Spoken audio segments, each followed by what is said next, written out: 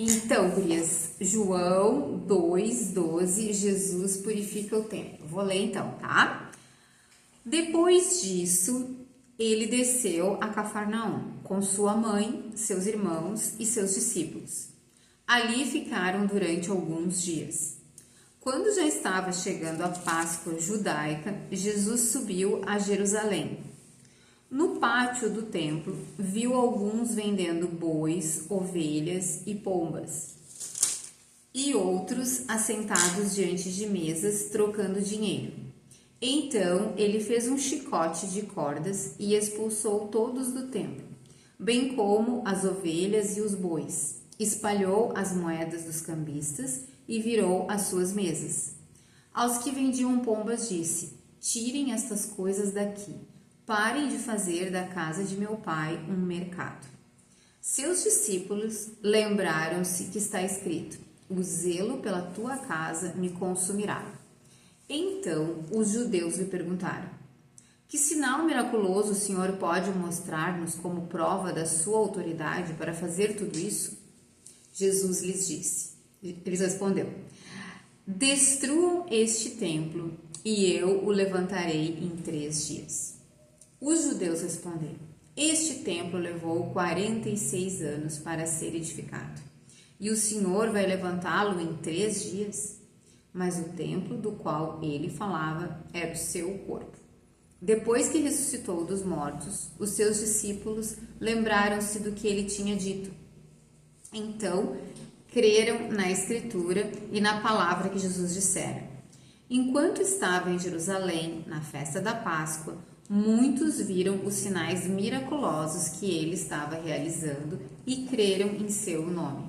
Mas Jesus não se confiava a eles, pois conhecia a todos. Não precisava que ninguém lhe desse testemunho a respeito do homem, pois ele bem sabia o que havia no homem.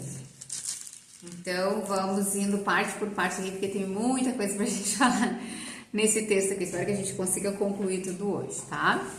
Então, lembram que na semana passada a gente viu o primeiro milagre de Jesus, lembram? Sim. O primeiro milagre de Jesus foi transformar a água em vinho num casamento na cidade de Caná, que era próxima de Jerusalém. De Nazaré, tá? Onde Jesus morava. E a mãe dele, a família dele, provavelmente estavam todos presentes lá. Então, a gente estava nessa festa em Caná na semana passada. Daí agora no versículo 12 diz assim: depois disso, ou seja, foi logo depois disso, ele desceu a Cafarnaum. Cafarnaum era uma cidade grande, tá? Na Galileia. E desceu significa que Caná era mais alto, então ele desceu, entenderam? É que nem quando a gente diz assim: eu vou subir a serra. Que a serra, né, é mais alta, então eu vou subir para a serra, né? Então é a mesma coisa, eles desceram para Cafarnaum, quer dizer isso, tá bom? Com sua mãe, seus irmãos e seus discípulos. Daí é que aparece seus irmãos. Jesus tinha irmãos, se não me engano, em Mateus está listado lá todos os nomes dos irmãos e irmãs que ele tinha, tá? Então foi a família toda e novamente não aparece o nome do pai, né? O que faz os teólogos entenderem que o pai dele já havia morrido nessa época aqui. Então foi ele com a família dele e seus discípulos. A gente viu Jesus chamando os primeiros discípulos, ou melhor, os primeiros discípulos seguindo ele chamando também os primeiros discípulos. Vamos tentar lembrar, né? João, André, daí André chama o irmão dele, que é Pedro, né?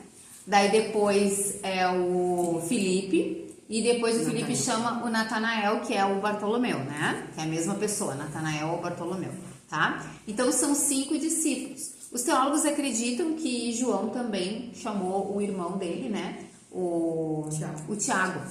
Então a gente pode assumir 6 discípulos até aqui. E vejam bem, não são apóstolos, são discípulos. Discípulos quer dizer alunos. Eles começaram a seguir Jesus, eles estão ouvindo, estão aprendendo com Jesus, estão indo com Jesus para os lugares onde Jesus está indo. Mas eles ainda não se tornaram apóstolos, tá? Isso vai acontecer mais pela metade do ministério de Jesus. Ali ficaram durante alguns dias. Então, eles estavam em Caná, foram para Cafarnaum e ficaram alguns poucos dias ali em Cafarnaum. Quando já estava chegando a Páscoa judaica, versículo 13, Jesus subiu a Jerusalém. Então, eles desceram para Cafarnaum, agora fala Jesus subiu para Jerusalém. De novo, porque Jerusalém era mais alto. Então, eles foram em direção a Jerusalém, que era mais alto, todos juntos. Porque a gente já tinha visto lá da semana passada que estava na lei que todos os homens, todos os israelitas, os judeus, os homens, eles deveriam participar da festa da Páscoa em Jerusalém. Então, todo o povo de Israel ia para Jerusalém, até o pessoal que era de outros territórios ali do Império Romano, de outras regiões, vinham de lugares distantes, vinham da África, vinham da Ásia, para participar da festa da Páscoa. 14. No pátio do templo, viu alguns vendendo bois, ovelhas e pombas. Então, vamos entender. O templo era um lugar grande e ele tinha um pátio. Esse pátio era o pátio dos gentios, que eles chamavam, tá? Então, aquelas pessoas que não eram judeus, que queriam adorar a Deus, Deus tinha providenciado um lugar para elas, dentro do templo. Era o pátio dos gentios. Elas poderiam entrar até nessa parte do templo. Numa outra parte, eles não poderiam entrar, era só destinado para os homens, tá? E depois só para os sacerdotes e tudo mais. Então, esse era o pátio.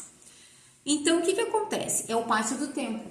É um pátio dedicado para adoração a Deus, para as pessoas irem até lá, né? Fazerem sacrifícios, orarem, terem comunhão com Deus. Uma casa de oração, como diz a palavra de Deus no Antigo Testamento, tá?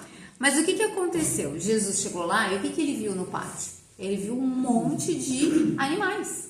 Bois, ovelhas, pombas. Por que esses animais? Porque esses eram os animais que se sacrificavam para Deus no templo. Tinha vários tipos de ofertas diferentes, está escrito lá nos primeiros livros da Bíblia, acho que está em Levítico, tem os detalhes lá dos sacrifícios. E por que eles vendiam esses animais ali? Duas razões, tá? A primeira delas é que sim, tinha que haver um comércio de animais, tá?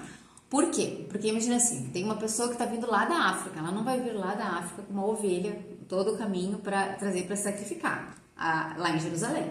Então, essa pessoa, essa família que viesse de longe ou de um lugar mais distante, se não tivesse condições de trazer o animal, eles traziam dinheiro mais fácil, chegava ali em Jerusalém, comprava o animal e levava o animal para sacrificar. Então, sim, não teria problema em ter esse comércio. Só que esse comércio não deveria ser feito dentro do templo, entenderam?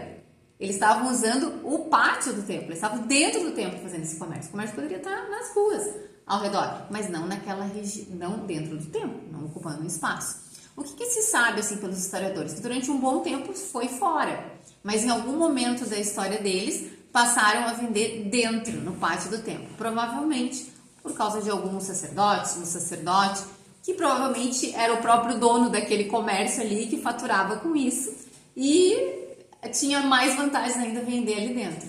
Então eles não estavam nem um pouco preocupados com os gentios, com as outras nações que quisessem adorar. E vocês imaginam, o mercado é uma bagunça, né? E imagina com animais e tudo, né? Os animais se alimentando ali, fazendo suas necessidades. Então era um absurdo isso, né? É até insalubre, né? Dentro de toda a questão ali. Então era uma bagunça, certo? E o templo nunca foi feito para ser usado dessa forma. Mas eles estavam fazendo isso por interesses econômicos. Então, e Jesus deixou isso muito claro, durante todo o ministério dele, ele acusa direto os líderes religiosos de que eles querem explorar as pessoas, eles querem tirar vantagem das pessoas, tudo que eles puderem ganhar de dinheiro, eles vão ganhar. E é isso que está acontecendo ali, tá? Outro motivo que havia também, que Jesus acusa eles, é que eles se aproveitavam, porque olha só, dentro da lei de Deus, o sacerdote, vamos supor assim, que eu estivesse lá no Antigo Testamento, no sistema sacrificial, tivesse que levar um animal para ser sacrificado, e daí eu levasse um cordeirinho lá para ser sacrificado. Eu não podia só chegar lá com o meu cordeirinho para o sacerdote sacrificar. Antes disso, o sacerdote ia fazer uma verificação, uma inspeção no meu cordeirinho, para ver se ele cumpria os requisitos da lei de Deus. Porque dizia, né, que não pode ser manco, não pode ter defeito. Então tinha várias coisas que o bichinho não podia ter, não podia sacrificar qualquer animal. Um animal doente, um animal com problema, um animal cego, não podia sacrificar qualquer animal. Então o sacerdote precisava verificar o animal, se ele estava em condições. Mas adivinha, todos eles, ou grande parte deles, estavam interessados em ganhar dinheiro com aquilo. Então eles sempre arrumavam um defeito no animal. Para quê? Para dizer, não, o teu animal não vai dar, tu vai ter que comprar aqui no templo o nosso cordeirinho aqui, que aqui são todos certificados, são todos aprovados. E daí, sei lá, se o cordeirinho custasse 100 mil, ia custar 200 mil. Não sei se era isso, essa diferença. Mas ia ser inflacionado o preço, tá? Então, eles iam faturar ainda mais vendendo os animais ali. Então, tinha toda essa corrupção dentro do templo, tá? E as pessoas, coitado, o povo, vai fazer o quê? O povo teme a Deus, o povo é religioso, o povo quer fazer as coisas que tem que ser feitas, sabe que tem que ser feito, se submete a tudo isso. Não vão se revoltar contra eles.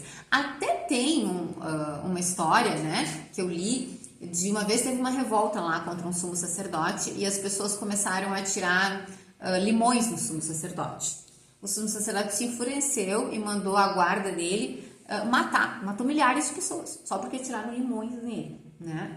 Então, era uma coisa assim, um poder bem brutal. Como vocês sabem, quem tem dinheiro, né, tem poder e usa da violência, é complicado, tá? Então, essa era a situação que Jesus se depara ali. Então, continuando aí no 14. Então, ele viu esses animais e outros assentados diante de mesas, trocando dinheiro.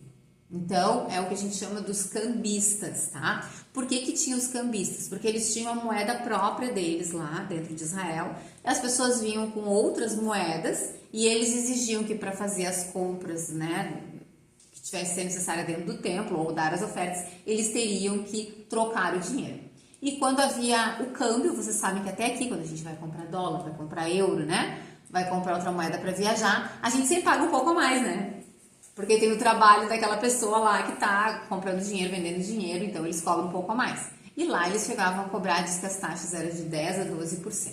Então, de novo, eles faturavam em cima das pessoas que vinham de outras regiões com outras moedas, né? E que precisavam trocar o dinheiro ali no templo. Então, vocês podem ver que a corrupção está instaurada.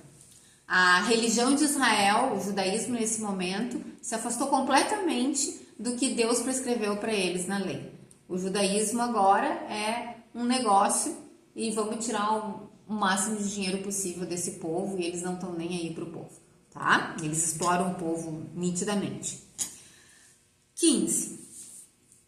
Então, ele fez um chicote de cordas. Então, quem é que fez o chicote de cordas? Foi Jesus. Jesus se enfureceu, chegou no templo. É a primeira vez dele vindo no templo depois que ele foi batizado, depois que... Na verdade, a gente diz assim, é o início do ministério dele, tá? Então, o ministério dele está começando e ele faz uma limpeza no templo. E quando o ministério de Jesus acaba, 3 anos depois, ele faz uma segunda limpeza no templo. Ele faz a limpeza no templo na terça-feira e ele é morto na cruz na sexta-feira. Essa é a última vez. E a primeira vez é aqui. Então, são 2 limpezas, 2 purificações do templo. A primeira é essa que a gente está vendo e a segunda é no final do ministério de Jesus. E daí ele se enfureceu. É a ira de Deus, a ira santa de Deus, a ira divina, tá? E ele pegou cordas e fez um chicote, né? É difícil imaginar, às vezes tem muitas cordas lá, com um monte de animais, né? Geralmente segura os animais com cordas. Ele pegou o que tinha lá, fez um chicote de cordas e expulsou o quem? O que diz ali? Expulsou? Os comerciantes. O que está escrito na Bíblia de vocês? Expulsou? Todos do templo. Todos. Todos. E esse é um grande milagre. Isso é um grande milagre. Como assim Jesus, alguém que eles não conheciam, as pessoas, Jesus não tinha começado o ministério dele ainda. Ele só tinha feito um milagre em Caná, mas para a família e para os amigos. Não foi um milagre público. As pessoas não sabiam quem Jesus era ainda. Então ele está indo para Jerusalém para participar da Páscoa. Ele chega para limpar o templo. Ele simplesmente fica enfurecido, pega, faz um chicote com essas cordas e ele, de uma forma sobrenatural, de uma forma poderosa, ele bota todo mundo para correr de dentro do templo. Todo mundo sai do templo. Agora imagina, todo mundo, olha só, expulsou todos do templo, bem como as ovelhas e os... Olha só, ele não botou só as pessoas para fora, ele botou todos os animais. Olha só o que mais ele fez. Ele espalhou as moedas dos cambistas e virou as suas mesas. Ele estava furioso. Aos que vendiam pombas, disse: tirem estas coisas daqui, parem de fazer da casa de meu pai um mercado. né? Então essas coisas é porque as pombas estavam dentro de gaiolas, né? Então tira essas gaiolas daqui, tá? Não é que ele tá chamando as pombas de coisas, tá? Tira essas gaiolas daqui. E daí ele fala, ele pronuncia o julgamento dele. Parem de fazer da casa de meu pai um mercado. Ou seja, parem de explorar a religião, tá? E aqui tem muitas coisas nesse texto. Casa de meu pai. Quando ele fala isso para os judeus, isso aqui já é uma blasfêmia. Por quê? Porque ele está se considerando, se é a casa do meu pai, ele está se considerando filho de quem? De Deus. E o judeu jamais vai dizer que ele é filho de Deus. Não falam isso, tá? Por quê? Porque os judeus entendiam que dizer que tu era filho de alguém é que tu tinha a mesma natureza daquela pessoa. Então o judeu pode dizer, nós somos o povo de Deus, nós somos o povo escolhido de Deus, mas filho de Deus não. Então quando Jesus fala filho de Deus, eles entendem exatamente o que Jesus está dizendo. Quando Jesus fala filho de Deus, ele está afirmando que ele é da mesma natureza que de Deus, ou seja, que ele é divino e que ele tem autoridade sobre o templo, porque o templo é a casa de Deus. Esse é o conceito do templo. O templo é o lugar onde Deus mora, onde Deus habita. Então essa casa é do meu pai. E se ela é do meu pai, ela também é minha, porque eu sou herdeiro. Essa casa não é de vocês. Vocês acham que vocês são donos, mas não, vocês não são. Essa casa é minha. Vocês saiam daqui e parem com isso. Então ele decreta julgamento sobre eles, tá? E ele faz a mesma coisa no final do ministério dele. E daí a gente pensa, mas como é que ele conseguiu isso? Gente, a gente já falou sobre isso, agora eu já não me lembro se foi nessa aula ou na outra aula, mas em Jerusalém, a gente não tem os dados certos assim, tá? Mas provavelmente deveria ter no mínimo 200 mil pessoas vivendo em Jerusalém. Só que na época da Páscoa, tinha no mínimo 1 milhão de pessoas circulando lá. O Joséfo, ele faz um cálculo pelo número de sacrifícios que eram feitos, tá? O Joséfo é um historiador judeu da antiguidade, tá? Ele viveu o contemporâneo daquela época. E ele relata que o número de sacrifícios era em torno de 250 mil sacrifícios na época da Páscoa. E como a lei diz que o cordeiro deve ser dividido com 10 pessoas, né? Aquela carne que vai ser sacrificada, depois tu leva para casa e tu faz um jantar com 10 pessoas. Então ele calculava que tinha em Jerusalém, durante a época da Páscoa, mais ou menos 2,5 milhões de pessoas. A gente não tem como afirmar isso, mas era no mínimo 1 milhão de pessoas. O templo era um lugar grande, não era assim enorme, mas era bem grande. Cabiam dezenas de milhares de pessoas, talvez 20 mil, 30 mil, 40 mil pessoas. Tinha muitas pessoas ali dentro. Eu não tenho nem noção de quanto que é, assim, em volume, falar em 10 mil, 30 mil, não sei nem quantas pessoas tem nos estádios, né, de futebol. Mas eram muitas pessoas que tinham ali, tá? E tinha muitas pessoas circulando, não estava todo mundo ao mesmo tempo dentro do templo ali naquela hora que Jesus chegou, mas é a época da Páscoa, tinha muita gente circulando ali. E por ser a época da Páscoa, tinha muitos animais também, tinha muitos comerciantes. Vocês imaginam, assim, a confusão que não era tudo aquilo ali e um monte de gente que tinha. Agora, como que pode um homem desconhecido chega ali no meio da festa, pega cordas, faz um chicote e coloca todo mundo para correr e todo mundo sai? Eles tinham os guardas do templo, mais ou menos se calculam uns 300 guardas. Tinha também, do lado do templo, tinha um forte dos romanos, que é o Forte Antônia, tá? Que eles conseguiam visualizar tudo que acontecia no templo, porque os romanos não eram bobos. Eles sabiam que o templo era um lugar delicado, era um lugar que poderia dar confusão com os judeus. Então eles estavam sempre de olho. Qualquer confusão que desse, eles iam descer ali um grupo de soldados para controlar a confusão. A gente não tem registro de nada. A Bíblia não registra que ninguém morreu, que ninguém foi atropelado, que ninguém desmaiou. Ou seja, como que isso aconteceu? Como é que tu evacuou um lugar com milhares de pessoas, um homem só, desconhecido, ninguém segura esse homem? Podia vir um homem grandão lá e segurar ele, ou 10 homens e segurarem Jesus? Não. Do jeito que Jesus fez, com a autoridade com a qual ele falou, ele colocou todo mundo para correr, e até os animais. Então, apesar disso não ser chamado um milagre, isso é um milagre. Isso é impossível, uma pessoa não conseguiria fazer uma coisa dessas. Então isso prova que Jesus é divino e que ele usou o poder dele para colocar todo mundo para fora da lei. Quer fazer uma pergunta? Não, eu queria colocar aqui, acho que a maioria aqui conhece o tamanho do Beira-Rio e do Arena, né? Precisariam 20 Beira-Rio para ter 1 milhão de pessoas. Não, isso seria na cidade daí, mas não dentro do templo. Não dentro do Sim, templo, na cidade. na cidade, tá. Então, imagina. Porto Alegre tem 1,5 milhão, né? 20 e 18... 1 milhão. 18 arenas para ter... A gente poderia pensar, Porto Alegre tem 1,3 milhão, a Ana tá me dizendo aqui, né? Então, imagina, um pouco menos do que Porto Alegre. É muita gente, né? É muita gente. É muita gente. E Jerusalém não é enorme, É. daqui em Porto Alegre em extensão. Imagino. Deve ser mesmo. Então, é uma loucura. Então, isso é controle de multidão, certo?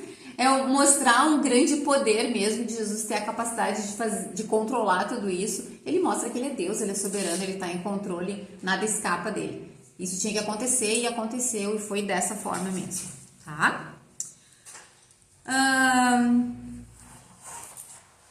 O que mais? 17. Seus discípulos lembraram-se que está escrito: o zelo pela tua casa me consumirá.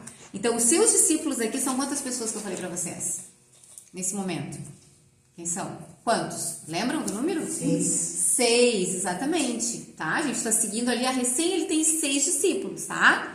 Vamos lembrar lá. João, André, Pedro, Felipe, Natanael ou Bartolomeu, né?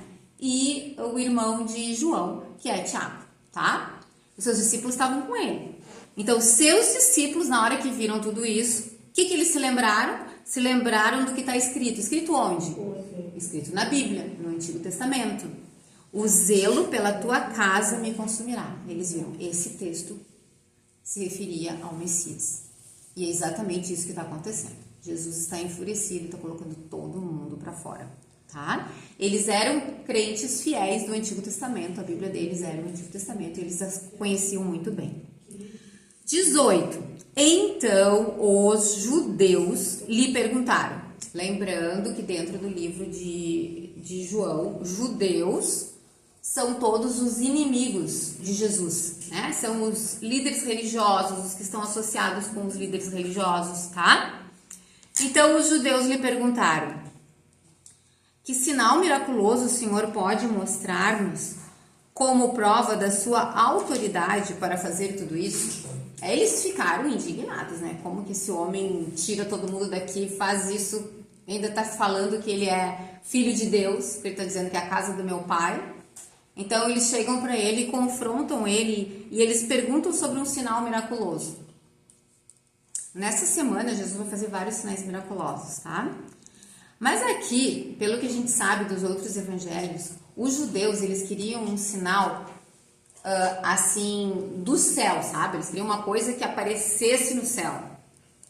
Eles queriam alguma coisa assim fantástica. Eles estavam falando de cura, de expulsar demônio, não é disso que eles estão falando. Eles queriam um sinal assim no céu. Era basicamente isso que eles estavam pedindo para Jesus. Como prova da sua autoridade para fazer tudo isso. 19.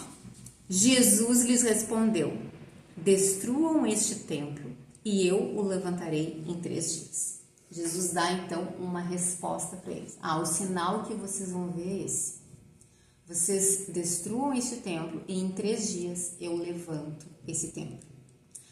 O que Jesus está falando aqui? A gente tem a explicação mais abaixo ali. Jesus ele está se referindo ao corpo dele.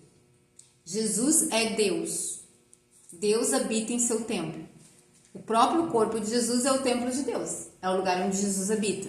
Hoje, na igreja, no Novo Testamento, depois que Jesus morreu, ressuscitou e a gente recebeu o Espírito Santo, a Bíblia diz que a igreja de Cristo, os verdadeiros cristãos, são o templo de Deus, porque é onde o Espírito Santo habita.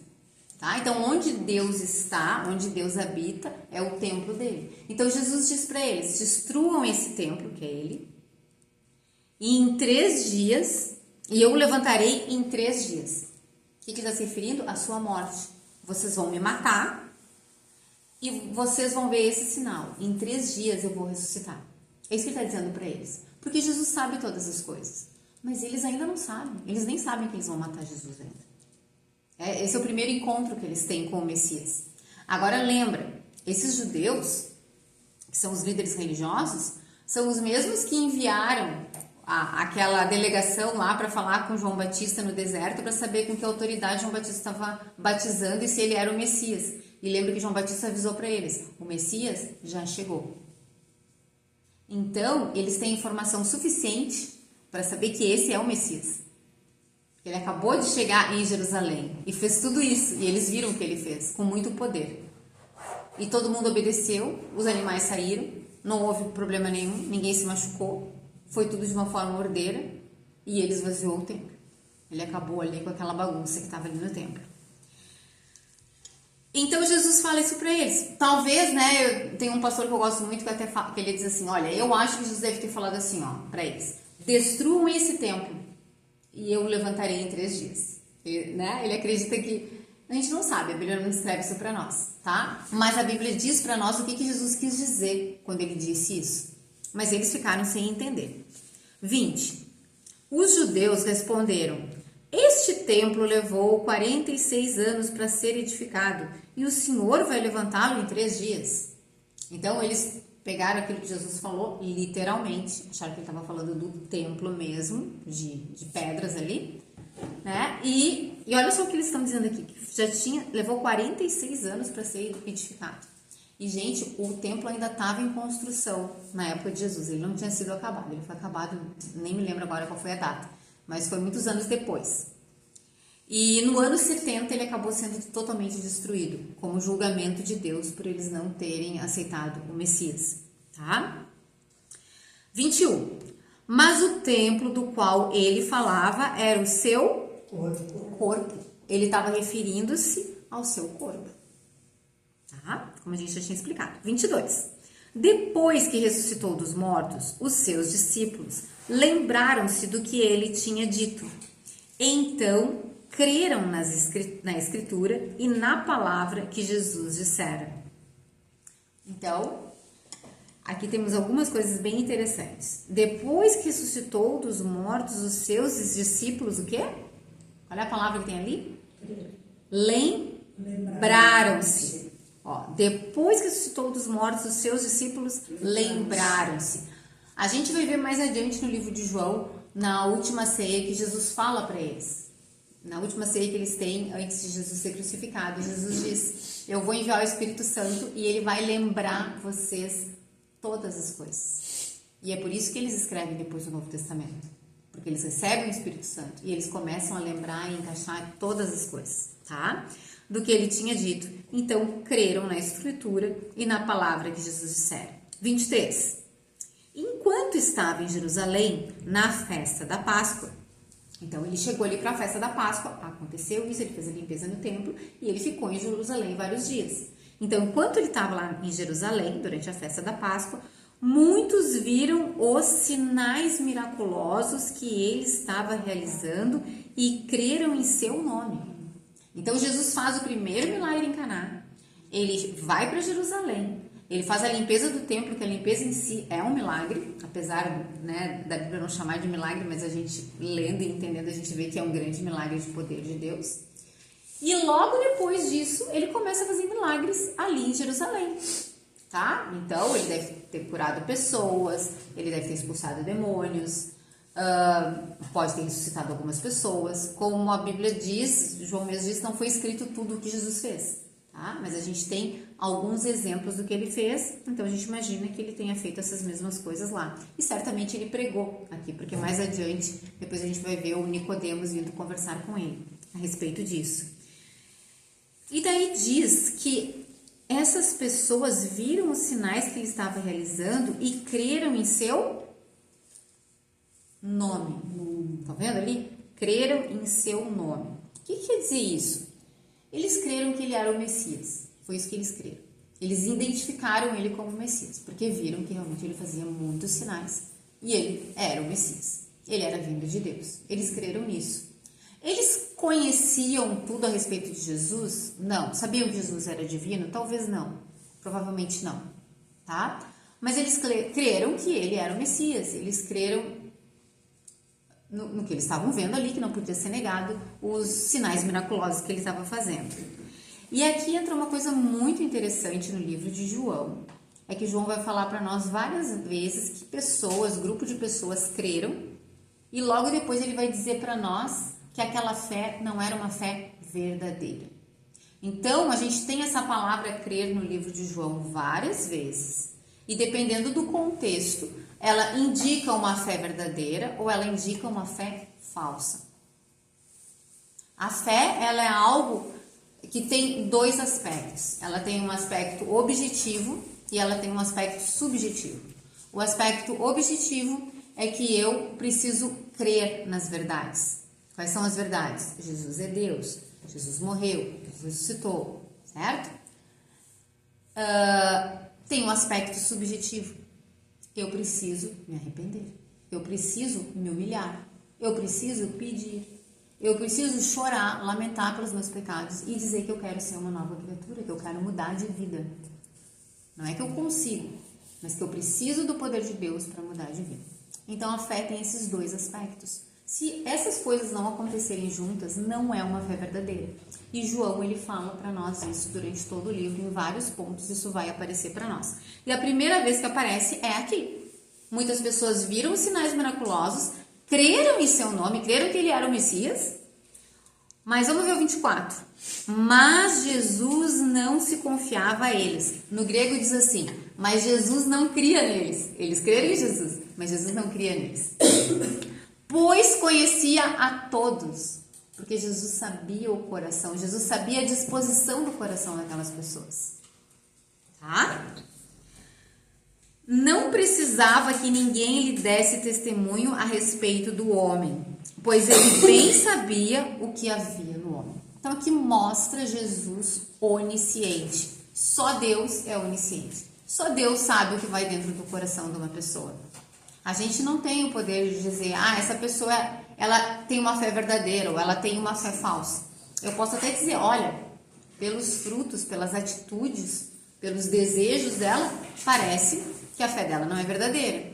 Mas eu não posso afirmar isso. Só Deus conhece o nosso interior. E Jesus conhecia que essas pessoas estavam crendo nele, mas a fé delas não era verdadeira. Tá bom?